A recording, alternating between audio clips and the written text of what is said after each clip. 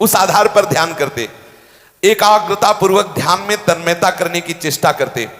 प्रातः से दोपहर एवं रात्रि में 3-3 घंटे ध्यान में व्यतीत कर, प्रातः 3 घंटे, दोपहर में 3 घंटे, रात्रि में 3 घंटे ध्यान में। शेष समय नाम जप में, शास्त्र के स्वाध्याय में, थोड़े समय में ही शरीर की आवश्यक क्रियाएं कर लेते। शौच स्नान आदि, थोड़ा सो लिया। अब वहां सोना सजा में सोना है क्या? वो तो हृदय में विकलता है। कैसे भगवान कृपा करें, इस प्रपंच संसार से राग मिटे। अब जेल में है, वहां नींद आएगी चैन से कि भाई खूब चैन से 8 घंटा सो रहे हैं, एसी लगा है, कूलर लगा है। ऐसी थोड़ा सहन कर लिया। देखो कितनी बड़ी कृपा हुई। भगवान भजन करा के कैसे सिद्ध करते हैं, कितने कृपालु हैं।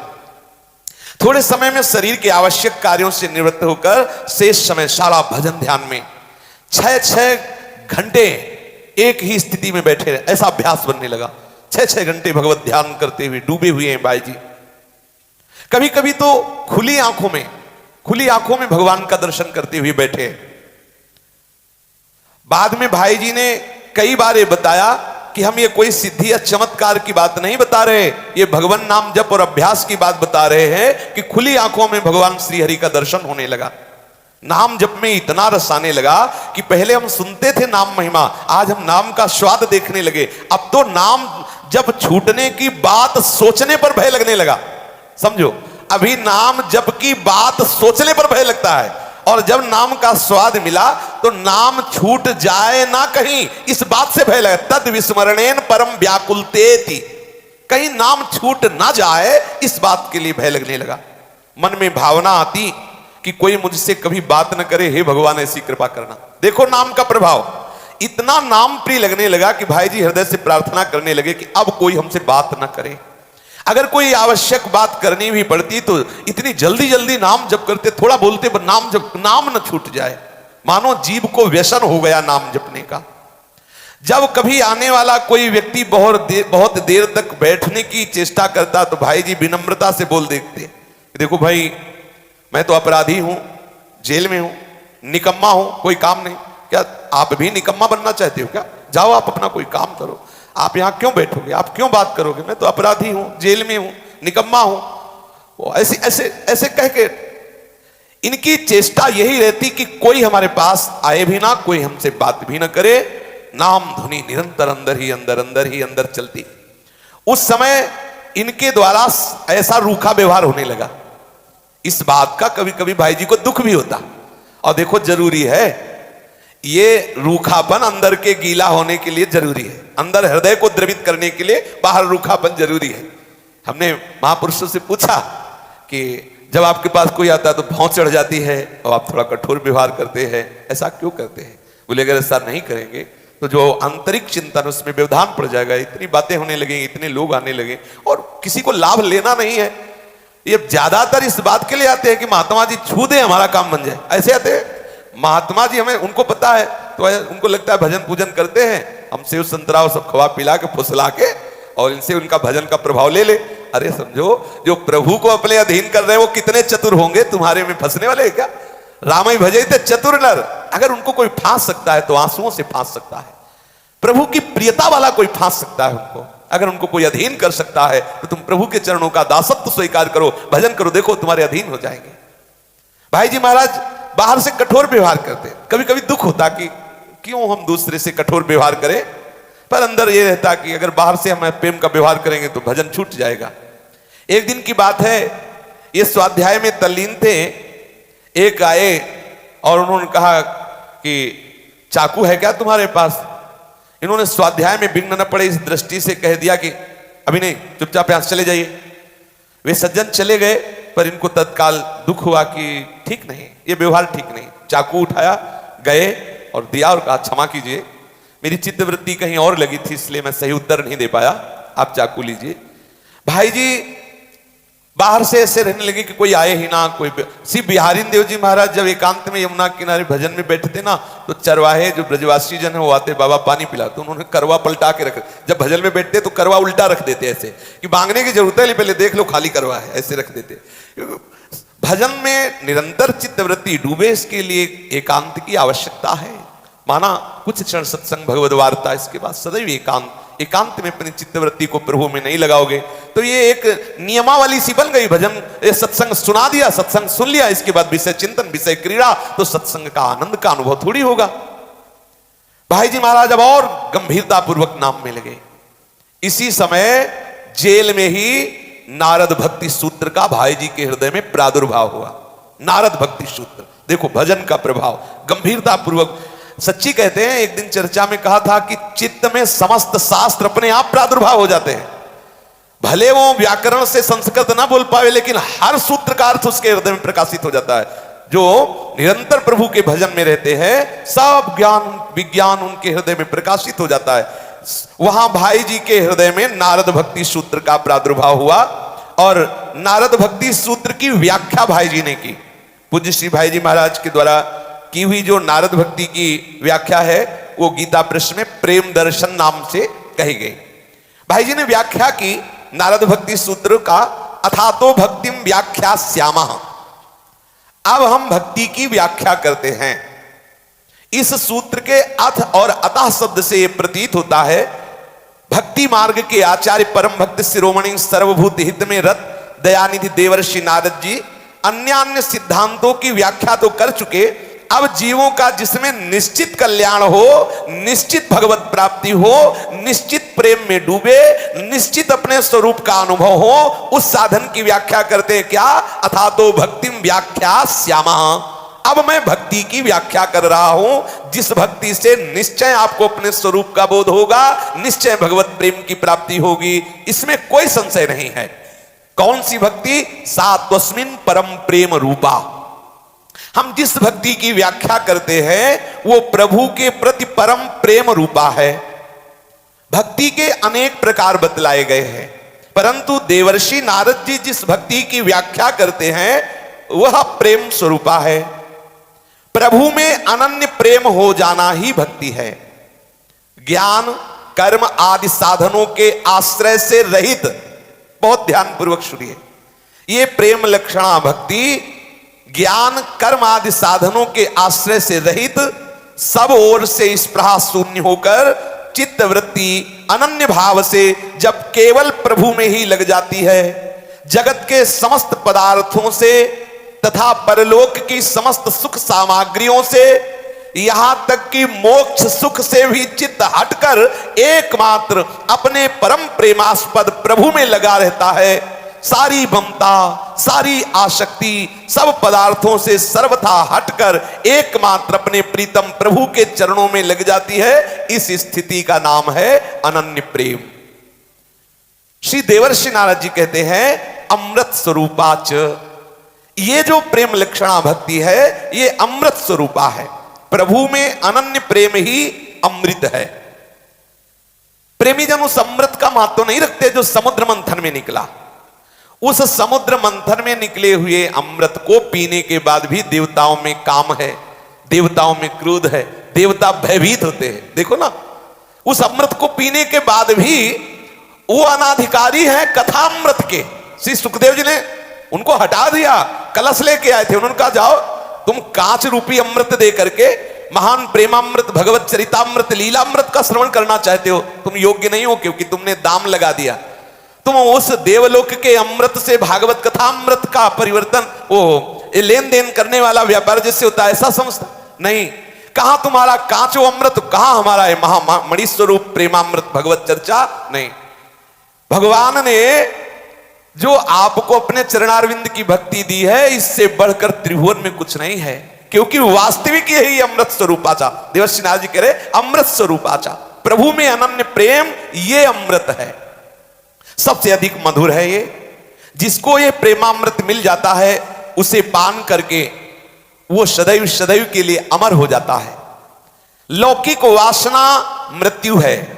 अनन्य प्रेमी भक्त के हृदय में भगवत प्रेम की एक नित्य नवीन पवित्र वासना के अतिरिक्त दूसरी कोई वासना नहीं रह जाती। इसी परम दुर्लभ वासना के कारण वो प्रभु की मुनिमनहारिणी लीला का एक साधन बनकर कर्म बंधन से युक्त जन्म मृत्यु के चक्र से सर्वथा छूट जाता है। वो सदा प्रभु के समीप निवास करता है, प्रभु उसके समीप रहते हैं। प्रेमी भक्त और प्रेमास्पद प्रभु का यह नित्य अटल संयोग ही वास्तविक अमरत्व है। इसी से भक्तजन मुक्ति ना चाह करके प्रेम लक्षणा भक्ति चाहते हैं। अस विचारी हरि भगत सयाने, मुक्ति निरादर भगति लुभाने। अस विचारे हरि भगत सयाने, मुक्ति निरादर भगति लुभाने।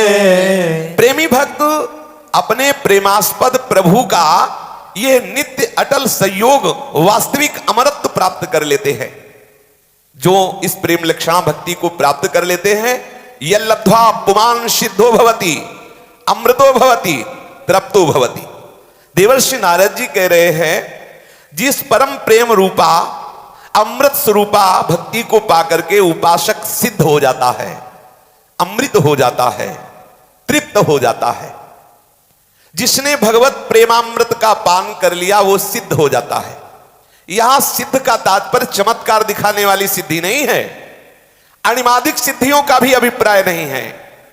अरे प्रेमी भक्त इन छोटी मोटी सिद्धियों की तो बात क्या, वो मोक्ष रूपी परम सिद्धि को भी नहीं चाहता। ये सिद्धियां तो ऐसे प्रेमी भक्त की सेवा के लिए अवसर ढूंढा करती हैं, परंतु भगवत प्रेम के सामने अत्यंत तुच्छ समझकर इन सिद्धियों को स्वीकार नहीं करता। न पारमेष्ठ्यम न महेन्द्रधिष्ण्यम न सार्वभौमम न रसाधिपत्यम न योग सिद्धि पुनर्भवम वा मयि अर्पितात्मे क्षतिमद् विनान्यत्। मुझ में जो चित्त लगाए रखने वाले मेरे प्रेमी भक्त हैं, मुझको छोड़कर वो ब्रह्मा का पद नहीं चाहते। यहां 500 रुपया छोड़ना मुश्किल है, समझो। जो प्रभु का प्रेमी अनन्य भक्त है, जिसने अपने मन को अपने चित्त को प्रभु में लगाया है, उसकी कैसी स्थिति होती है, कैसी सिद्धावस्था होती है। यहां देवर्षि नारद जी कह रहे, यह लब्धा पुमान सिद्धो भवति। कैसा वो सिद्ध होता है कि उसे ब्रह्मा का पद नहीं चाहिए, उसे देवराज इंद्र का पद नहीं चाहिए, उसे भूमंडल का चक्रवर्ती राज्य भी नहीं, लोक लोकांतरों का आधिपत्य भी नहीं, योग की सिद्धियां नहीं, सायुज्य मोक्ष आदि भी नहीं। वो प्रभु के चिंतन में डूबा रहता है, उसको ये सब अच्छा ही नहीं लगता। एक जगह आया कि रोमांचेन चमत्कृता तनुरियम भक्त्या मनोनंदितं प्रेमाश्रोणि विभूषयन्ति वदनं कंठं गिरो गद्गदा नास्माकं क्षणमात्रमप्यवसरः कृष्णार्चनं कुर्वतां मुक्तिर्द्वार चतुर्विधापि किमियं दास्याय लोलायते। एक भक्त कह रहा है कि मैं अपने प्राण प्यारे श्री कृष्ण की सेवा में तन्मय हूं, मेरे शरीर में रोमांच हो रहा, पुलक हो रहा है, मेरा मन आनंद में मगन है, मेरे आंखों में आंसू आ रहा है, मेरी वाणी गदगद हो रही, मैं बोल नहीं पा रहा हूं, मुझे अपने प्रभु से फुर्सत नहीं है, फिर मैं दूसरे विषयों की तरफ आंख कैसे उठाऊं। इतने पर भी ये हमारे दरवाजे पर सायुज्य सामीप्य आदि जो मुक्तियां हैं, ये हाथ जोड़े खड़ी कि मुझे स्वीकार कर लो। अरे मुझे फुर्सत नहीं तुम्हें स्वीकार करने की। ये देखो, ये जो सिद्धि है भगवत चरणारविंद की प्रेम सिद्धि, इसमें ऐसी स्थिति जागृत होती है, कह रहे हैं कि हमें नहीं चाहिए, एक क्षण के लिए भी हमें फुर्सत नहीं है, पर ये मोक्ष आदि हमारे दरवाजे पे हाथ जोड़े खड़े हैं कि मुझे स्वीकार कर लीजिए। चारों प्रकार की मुक्तियां न जाने क्यों हमारे दरवाजे पर खड़ी होकर हमारी दासी बनने के लिए आतुर है। भक्त यदि मुक्ति और भुक्ति को स्वीकार कर ले तो वो अपना परम सौभाग्य मानते हैं, ये भुक्ति और मुक्ति। परंतु भक्त वो भक्त ही नहीं है जो इनको स्वीकार कर ले।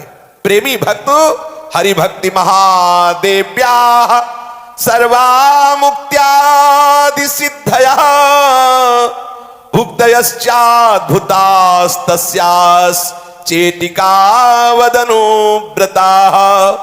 मुक्ति आदि सिद्धियां और अनेक प्रकार की विलक्षण भुक्तियां, ये दासी की भांति प्रेम लक्षणा भक्ति जो है उसकी सेवा में लगी रहती है। या जिसके हृदय में प्रेम लक्षणा भक्ति होती है, ये भोग और मोक्ष सब हाथ जोड़े खड़े रहते, मुझे स्वीकार कर लो। यहां मोक्ष सिद्धि की भी जब बात नहीं तो और सिद्धियों की बात क्या? तो यह लब्ध्वा पुमान् सिद्धो भवति, फिर कौन सी सिद्धि का संकेत किया जाता है? बोले कृतकृत्यता का। यह संकेत है कृतकृत्यता का। जैसे गोस्वामी तुलसीदास जी कह रहे हैं, भक्त को किसी वस्तु के अभाव का बोध नहीं रहता। यदि अभी किसी वस्तु के अभाव का बोध है तो अभी प्रेम लक्षण भक्ति का स्फुरण नहीं हुआ। वो प्रीतम प्रभु को पाकर के पूर्ण काम हो जाता है, आप्त काम, तृप्त काम। प्रभु उसके हृदय में स्फुरित हुए, अब कोई आकांक्षा नहीं रह गई। और सच्ची बात, यह स्थिति तभी आती है जब प्रभु का स्पर्श प्राप्त होता है। देखो, केवट को स्पर्श प्राप्त हो रहा, कह रहा है अब कछुनाथ न चाहिए, न चाहिए मोरे, नहीं चाहिए, नहीं चाहिए। अभी तक जो चाहिए चाहिए मचा था, निकल पड़ा नहीं चाहिए। यह है, मिल गई असली जो हमें सुख की खोज थी, जो अमृत पद की खोज थी, जो शांति की खोज थी, मिल गई वो स्थिति। कौन सी स्थिति? बोले प्रभु के चरणारविंद का सानिध्य, निरंतर सानिध्य। इसी को प्रेम लक्षणा भक्ति के निरंतर स्मरण, निरंतर चिंतन, निरंतर सानिध्य का अनुभव। पूर्ण कामता। जब तक उपासक कृतकृत्य या पूर्ण काम नहीं हो जाता, तब तक उसे हम सिद्ध नहीं कह सकते। उसको कर्मवश होना पड़ता है। कर्म से मुक्त वही होता है जो पूर्ण काम हो गया, आप्त काम हो गया, जिससे भगवत प्राप्ति कहते हैं, जिससे भगवत सानिध्य कहते हैं, जिससे भगवत प्रेम की उन्मत्तता कहते हैं। पूर्ण काम भक्त सृष्टि और संहार दोनों में प्रभु की लीला का प्रत्यक्ष अनुभव करके वो मृत्यु को एक खिलवाड़ समझता है। जिस मृत्यु से सारा जगत भयभीत होता है, उसके लिए एक उत्सव है, उत्सव। मृत्यु उसके लिए महोत्सव है, उत्सव है। वास्तव में उसके लिए मृत्यु की ही मृत्यु हो जाती है। प्रभु लीला के सिवा मृत्यु संगक कोई भयावनी वस्तु उसके ज्ञान में रह ही नहीं जाती है। इसलिए वो तृप्त हो जाता है, निर्भय हो जाता है। जब तक जगत के पदार्थों की ईश्वर लीला से अलग कोई सत्ता रहती है, तभी तक उनको सुखद या दुखप्रद समझकर मनुष्य निरंतर नए नए सुखप्रद पदार्थों की इच्छा करता रहता है। तभी वो अतृप्त कहलाता है। और जब वो प्रभु का अनुभव कर लेता है, तभी उसके हृदय से निकलता, अब कछुनाथ न चाहिए, तृप्त हो गया, तृप्तो भवति। जब सबका मूल स्रोत, सबका यथार्थ पूर्ण स्वरूप, पूर्ण आनंद का अनुभव हो जाता है, तब वो खंडित, अपूर्ण इस जगत की तरफ दृष्टि भी नहीं डालता। ये जो नानात्व से घसीट रहा था, सब अंतर ध्यान हो जाता है, उसे केवल अपना प्रीतम नजर आता है। तभी वो पूर्ण को प्राप्त हो गया तो सिद्धो भवति, अमृतो भवति, तृप्तो भवति। शेष चर्चा आगे। श्री राधा वल्लभ लाल की जय।